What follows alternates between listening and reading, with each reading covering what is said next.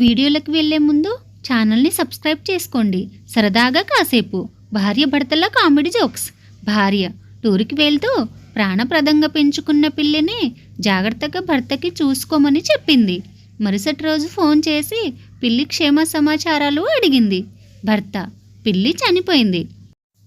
భార్య: నీకు తెలుసు కదా ఆ పిల్లి అంటే నాకెంత ఇష్టమో. నువ్వంత మొండిగా సడన్గా ఎలా చెప్పగలిగావు? నిదానంగా ఇలా ఈరోజు ఇంటి పైకప్పు మీద ఆడుకుంటుంది అని చెప్పాలి. రేపు పైకప్పు నుంచి కింద పడి కాలు విరిగిపోయినాయి అని చెప్పి మూడో రోజు నిన్న రాత్రి పాపం అది ప్రాణం విడిచింది అని సున్నితంగా చెప్పాలి కదా. భర్త: అవును నిజమే. భార్య: సరే మా అమ్మ ఎలా ఉంది? భర్త: ఇంటి పైకప్పు మీద ఆడుకుంటుంది.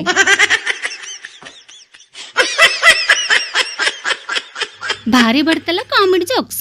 భార్య భర్తలిద్దరూ గొడవపడ్డారు. భార్య అలిగి పుట్టింటికి వెళ్ళిపోయింది.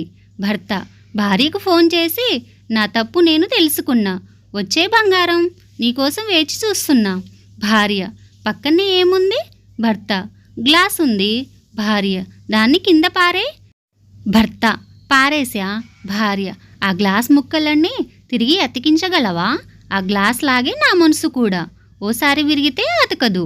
భర్త: ఇక్కడ గ్లాస్ ముక్కలు తిరిగి అతికించాల్సిన అవసరం లేదు, ఇప్పుడే కొత్త glass తెచ్చుకొచ్చా.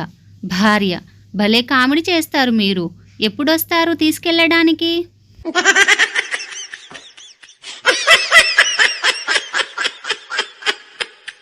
Doctor funny comedy jokes video. రాంబాబుకి ఒకప్పుడు బాగా తాగుడు అలవాటు ఉండేది. ఎలా అయినా మానేద్దామని డాక్టర్ దగ్గరికి వెళ్ళాడు. డాక్టర్: మీరు రోజు ఎంతమంది తాగుతారు? రాంబాబు: 4 పెగ్గులు సార్. డాక్టర్: సరే అయితే 1 పెగ్గు తగ్గించి తాగండి. 1 వారం తర్వాత మళ్ళీ వచ్చాడు పేషెంట్. డాక్టర్: ఇప్పుడు ఎన్ని తాగుతున్నారు? రాంబాబు: 3 పెగ్గులు సార్. డాక్టర్: ఇంకొక పెగ్గు తగ్గించేయండి వారం తర్వాత.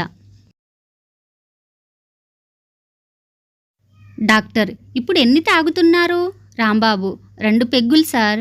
డాక్టర్: ఇంకో పెగ్గు తగ్గించేయండి. రాంబాబు చాలా ఫీల్ అవుతూ డాక్టర్ని ఇలా అన్నాడు: డాక్టర్, మొత్తం బాటిల్ మందు 1 పెగ్గులో తాగాలంటే కష్టమేమో. Please subscribe my channel. Like కొట్టండి, షేర్ చేయండి. Watching my video.